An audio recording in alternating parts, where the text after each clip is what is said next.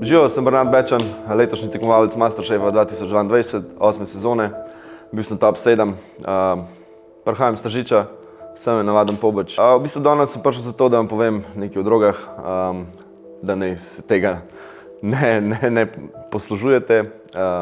Bom povedal svojo zgodbo, kako pač priti ven iz tega, če si slučajno zašel, če pa še nisi, pa ostani tam, kjer si.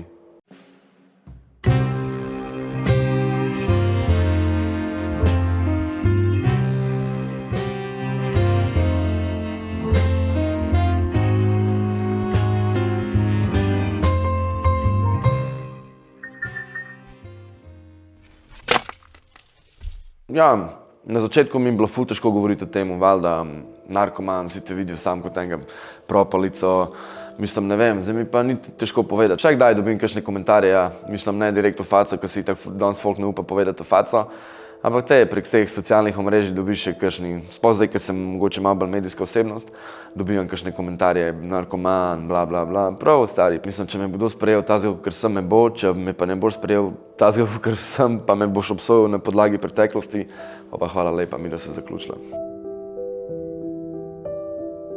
To moja prva izkušnja z drogami je bila seveda trava.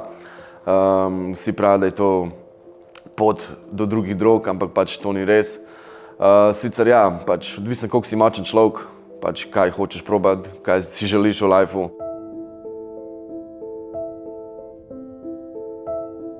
V trdo drogo sem zapadel zato, ker sem se doma v bistvu starši kregal. Imel sem eno punco, s katero sva končala, ki mi je pomenila več kot svoji starši, kar je narobe. In ja, v bistvu ko sem vse skupaj to začel podirati, sem je začel konzumirati. Nekateri so me poznali sam pač kot tega pač, ker rad šmrka, ker rad pije. Pa ni res, človek se lahko spremeni. Mislim, da itak tudi družba vpliva na to, s kom si, tak si, recimo. In ja, pa se je pač stopnjeval iz trave, speed, bomboni, tako naprej, ekstra, mislim. MDMA, sladoled je bil glavni takrat na sceni.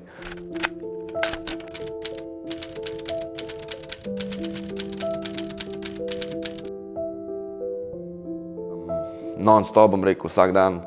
In valjda, moraš imeti denar za to in pa smo začeli tudi prodajati. Dobiš še po 6 evrov na gram, prodajaš še po 30 in smo imeli ful enega denarja, ful ene droge, ful ene šmrke, ful vsega, ful je bilo dobro, ampak ne traja dolgo.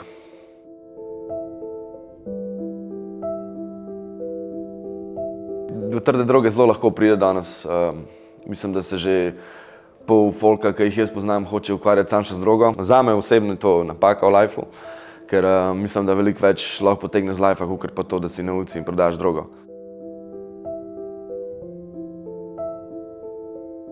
Moje obdobje je trajalo 6 let. Jaz sem bil ful noter. Kolegom so bile čez zunaj, so spala po klopcah, so si menjavala bundo pri -13, da nam je bilo toplo, da ni nobenega zebel. Prodajal sem, konzumiral sem, rihtal sem to, rihtal sem tisto. Niti nisem razmišljal o nečem drugem, kakor pa o drogi. Okoli mene se je v bistvu svet vrtel in to mi je bilo takrat ful všeč, ampak pač skozi čas tako pač dojemaš, da tudi telo ne more več, psiha ne more več in dobiš neke paranoje.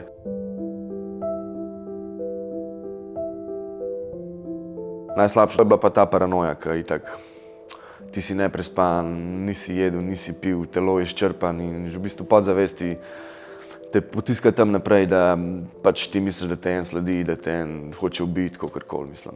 Ni dobro. Iz tukaj, ki si, hit padeš na tla, no.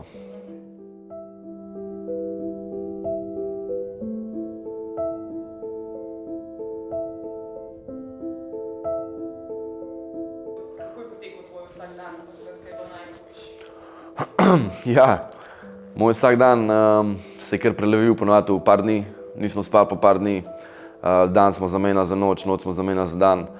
In ja, ubijali smo drogo čist 5 gramov na dan, kakorkoli, mislim, nismo jedli, nismo pili, družili smo se, šmrkali smo, pušili smo travo in to je bilo to, v bistvu. Cele dneve smo prodajali neke folije za onih 20 evrov, ki smo zaslužili, smo prodajali svojo glavo dejansko. In ja, najhujši dan, kaj sem, biti lačen žejen, ampak imeti pa polnjene žepe droge.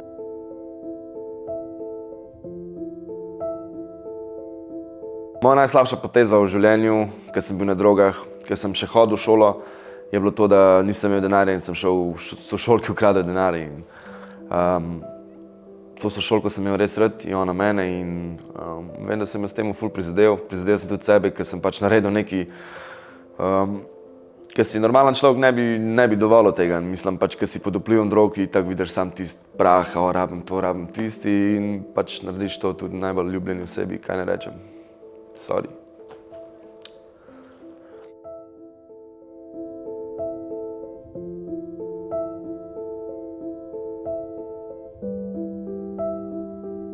Moja odločilna točka, ko sem rekel ne drogi, v bistvu moja prelomnica v lifeu, je bila tudi ta bejba, s katero sem bil skupaj, ko sva si pomagala. Jaz sem pomagal njej nehati piti, ona meni nehati šmrkati in sva bila skupaj 5 let in sva bila v bistvu trezna in vse. In pač, ko vidiš, da lahko brez droge, pač je normalno življenje pač zate čisto zadosti.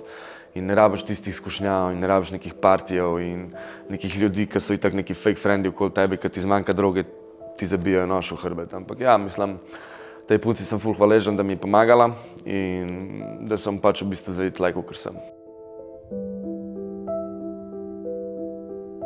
Moraš pa veliko truda vložiti za to, da ti pač hodiš po tej poti, ki ni lahka, ki si enkrat not, ni lahko priti ven in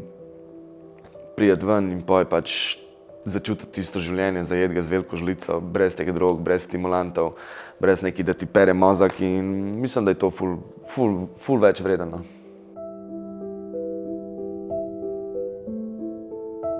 Nikoli nisem bil na odvajanju, niti nisem pomislil, ker vem, da sem dosti močen človek, da bi to lahko tudi naredil sam, ampak se pač zahvaljujem tej osebi, ki mi je stala ob strani takrat in pa res lahko bi dal cel svet, mislim glih zaradi tega in pač spoštujem jo zato, ker je bila takrat dobra oseba do mene, da je pač trpela to in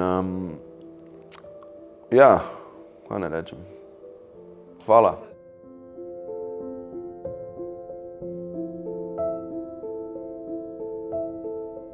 Najtežje mi je bilo ne to, da sem pustil drogo, ampak to, da sem mogel pustiti vse te prijatelje, ki sem jih imel. Ker če ne bi pustil teh prijateljev, se moj life ne bi mogel spremeniti, ker še zmer pač ti imaš vpliv, par kolegov so taki in pač ti si isti, pa ko prideš v njihovo družbo si isti in pač pomisliš, jaz bom tudi eno zategnil.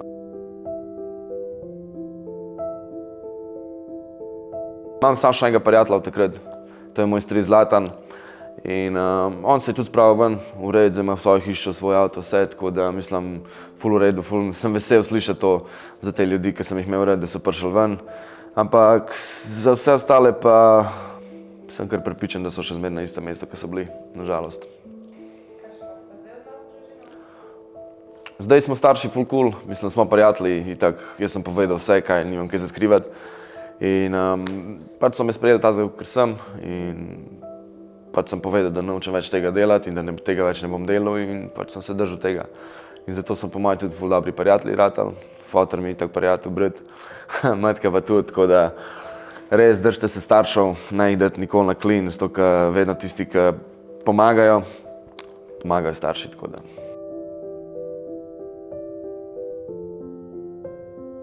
Enkrat, ko probaš drogo, enkrat, ko si noter v temu, tudi ko priješ ven, imaš neki glasek v sebi, ki ti pravi, ja, prid, povleč me in pač moraš biti res dosti močen sam pri sebi, moraš imeti to srce, to dušo, ki si rekel ne, da pač ostaneš pri temu ne in pač droga zame ni več cool.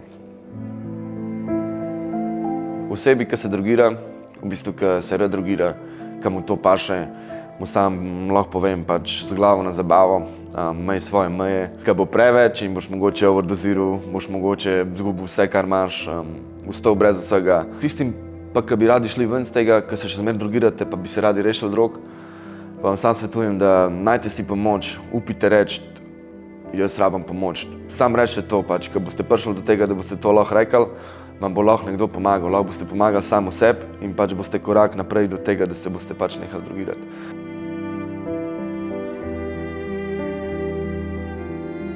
Jaz sem ful vesel, da se govori o drogah, v tem, da hočemo folku pomagati, pokazati, da se lahko spremeniš. In jaz upam, da ste danes kaj novega slišali, kaj novega naučili se. Tako da ja, jaz vam dajem tukaj mojo pozitivno energijo, rešite se drog in pojdite naprej. Hvala.